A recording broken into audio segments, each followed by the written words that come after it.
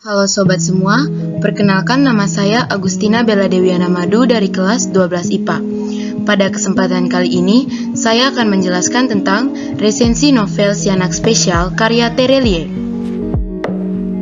Konten-konten yang akan dibahas, yang pertama identitas buku, yang kedua deskripsi sampul buku, yang ketiga sinopsis, yang keempat kelebihan buku, yang kelima kekurangan buku, yang keenam unsur-unsur intrinsik, dan yang ketujuh adalah unsur-unsur ekstrinsik. Yang pertama adalah identitas buku. Judul dari buku ini adalah Si Anak Spesial, penulisnya Terelie, editornya Ahmad Rifai, penerbit Republika Penerbit, tebal buku terdiri dari 333 halaman, cetakan pertama, kota terbitnya Jakarta, tahun terbit Desember 2018, nomor ISBN 978 602 5734 441. Yang berikutnya deskripsi sampul buku. Sampul bagian depan buku ini terlihat menggambarkan salah satu isi novel yang menceritakan tentang Burlian sebagai tokoh utama menaiki dozar milik para kontraktor yang sedang membangun jalan di kampung Burlian. Sedangkan sampul bagian belakang terlihat seperti pohon bungu raksasa angker yang menjadi cerita pembuka dalam novel ini. Berikutnya adalah sinopsis. Pada dasarnya, novel ini menceritakan tentang masa kecil Burlian, yang merupakan anak ketiga dari 3 bersaudara. Ayah ibunya berprofesi sebagai petani, kakaknya yaitu Kak Eli dan Kak Pukat, dan adiknya ialah Amelia. Burlian digambarkan sebagai anak yang memiliki sifat keras kepala dan nakal. Sejak kecil, ia sering dipanggil sebagai anak yang spesial oleh orang tuanya. Hal itu merupakan salah satu cara orang tua Burlian membangun kepercayaan diri Burlian, dengan harapan dapat menjadi pegangan Burlian dalam menghadapi masalah. Novel ini diawali dengan cerita Mamak tentang kelahiran Burlian. Diceritakan bahwa seminggu sebelum Burlian lahir, terjadi hal yang menyeramkan dan menakutkan.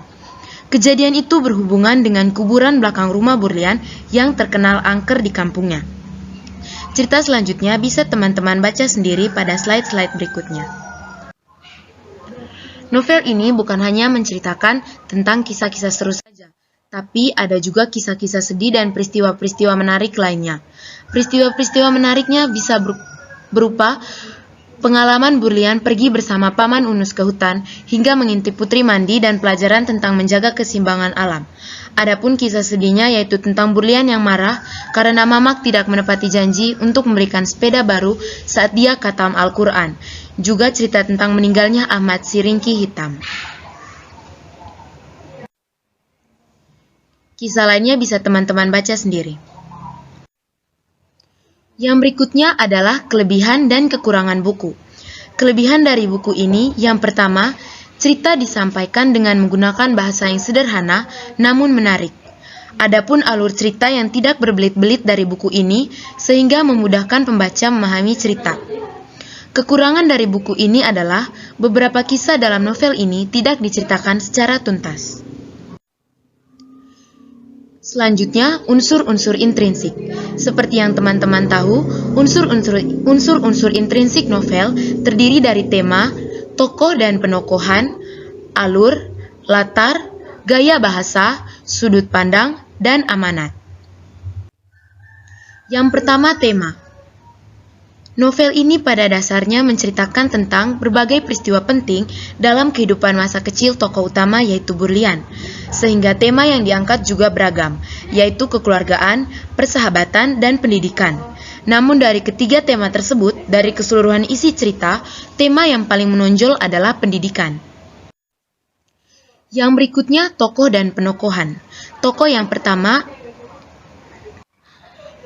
yang akan saya jelaskan dalam video ini adalah tokoh-tokoh yang saya anggap menonjol dan sering muncul.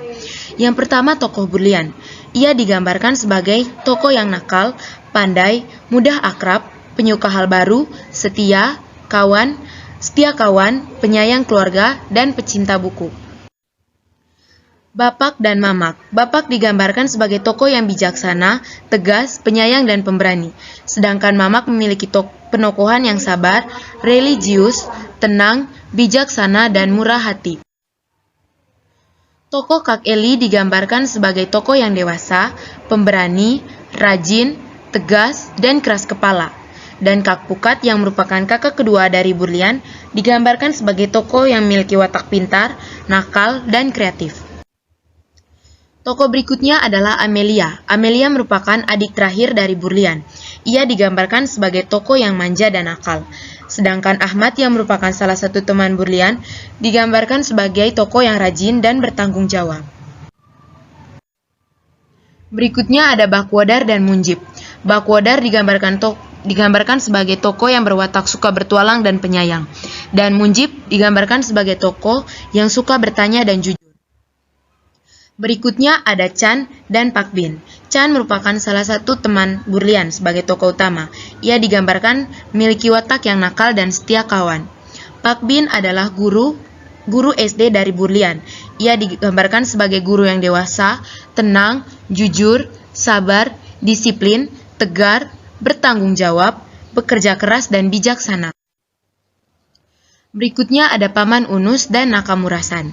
Paman Unus digambarkan sebagai tokoh yang bijaksana dan pengertian, sedangkan Nakamurasan digambarkan sebagai tokoh yang komunikatif, ramah, dan penuh kasih sayang. Selanjutnya, saya akan menjelaskan unsur intrinsik yaitu alur. Alur yang digunakan dalam novel ini adalah alur maju, tampak dalam pola pengembangan cerita yang kronologis dan sesuai urutan waktu, di mana kisah ini diawali dengan kisah bagaimana Burlian lahir. Dilanjutkan dengan kumpulan mengenai peristiwa-peristiwa penting dalam hidup Burlian. Kemudian diakhiri dengan kisah Burlian dewasa yang sudah berhasil mewujudkan cita-citanya untuk bersekolah di Jepang dan bertemu dengan Keiko-chan. Berikutnya latar. Latar yang pertama adalah latar tempat. Contohnya dalam novel ini misalnya dapur, kelas, dan ladang padi. Latar waktu pada novel ini misalnya latar waktu malam dan latar waktu pagi. Yang terakhir, latar suasana, misalnya suasana tenang dan suasana menakutkan.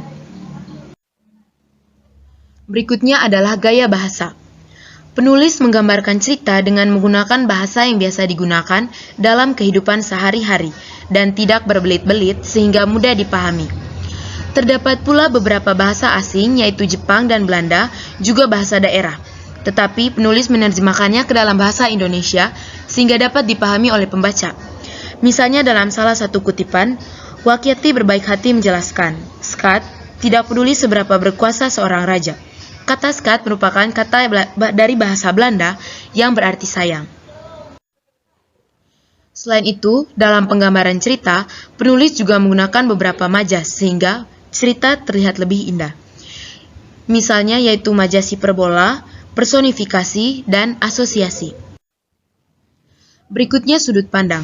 Sudut pandang yang digunakan dalam novel ini yaitu yang pertama orang pertama tunggal ditandai dengan kata aku, yang kedua orang pertama jamak ditandai dengan kata kami, yang ketiga orang kedua tunggal ditandai dengan kata kau, yang keempat orang kedua jamak ditandai dengan kata kalian, yang kelima orang ketiga tunggal ditandai dengan kata dia, dan yang terakhir orang ketiga jamak yang ditandai dengan kata mereka serta penyebutan beberapa nama tokoh. Yang berikutnya adalah amanat. Setiap peristiwa yang kita alami selalu memiliki nilai positif yang bisa membantu kita berkembang menjadi pribadi yang lebih baik di masa depan. Amanat yang kedua, pendidikan merupakan hal yang sangat penting. Hidup akan menjadi lebih baik dan mudah melalui pendidikan. Yang ketiga, keluarga adalah salah satu faktor penting dalam proses pertumbuhan dan perkembangan kita untuk menjadi pribadi yang lebih baik. Hal yang akan saya jelaskan terakhir adalah unsur-unsur ekstrinsik.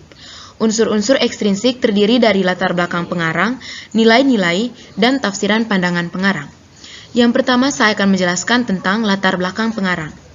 Terelie merupakan orang yang menulis buku ini. Ia lahir pada 21 Mei 1979. Ia merupakan anak dari seorang petani biasa yang tumbuh dewasa di pedalaman Sumatera. Nama asli Terelie adalah Darwis.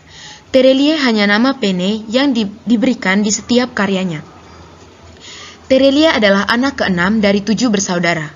Kehidupan masa kecil yang dilalui oleh Terelie penuh dengan kesederhanaan, yang membuatnya tetap sederhana hingga kini.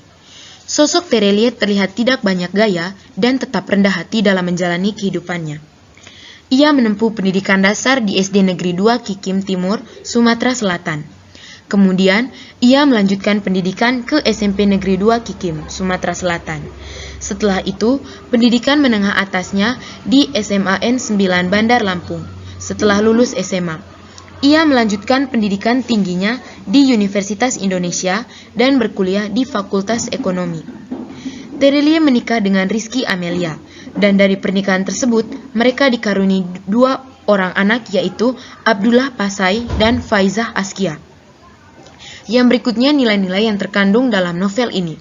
Terdiri dari nilai agama, nilai moral, nilai sosial, nilai pendidikan, dan nilai budaya. Pada nilai agama ditandai dengan beberapa isi novel yang menceritakan tentang bagaimana tokoh mematuhi ajaran agamanya. Nilai moral terlihat dalam ajaran tokoh yang menceritakan tentang sifat-sifat baik. Nilai sosial ditandai dengan hubungan tokoh dengan tokoh-tokoh lainnya. Nilai pendidikan terdiri dari percakapan tokoh dengan tokoh lainnya yang membahas tentang betapa pentingnya pendidikan. Sedangkan nilai budaya yang menceritakan tentang kebiasaan-kebiasaan penduduk kampung, tentang bagaimana mengetahui kapan suatu kebiasaan alam dapat terjadi. Yang berikutnya, tafsiran pandangan pengarang. Pesan yang dapat diambil dari novel ini adalah pendidikan keluarga adalah salah satu faktor penting yang dapat menjadikan pribadi seseorang terbentuk. Pribadi yang baik bermula dari sebuah keluarga yang baik. Sejak kecil, Burlian selalu diberi pendidikan oleh keluarga menjadi anak yang spesial, agar selalu menumbuhkan kepercayaan diri, rasa optimis, dan keyakinan, serta menjadi pegangan hidup Burlian dari ia kecil hingga sukses mewujudkan cita-citanya saat dewasa. Penulis menggunakan kata-kata yang sederhana, sesuai dengan bahasa sehari-hari atau informal, serta beberapa majas, sehingga cerita terlihat sangat indah. Novel ini menggambarkan bagaimana masa kecil pengarang, yaitu Terelie. Ia lahir dan besar di kampung pedalaman Sumatera, sehingga isi novel ini juga berkaitan dengan kehidupan masa kecil seorang anak di sebuah kampung di pedalaman Sumatera.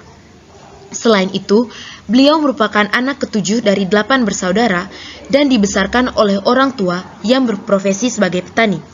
Hal ini menjadi bagian dari cerita di mana Burlian kecil juga memiliki orang tua yang berprofesi sebagai petani dan tergambar dalam bagaimana cara orang tua Burlian mendidik ia dan saudara-saudaranya, serta cara hidup gotong royong di kampung. Dilihat dari segi agama, terlihat bahwa novel ini erat hubungannya dengan pengajaran agama Islam yang juga menjadi agama penulis Terelie. Nilai yang paling menonjol dalam novel ini adalah nilai pendidikan, di mana hampir semua cerita dalam novel ini selalu mengandung nilai pendidikan.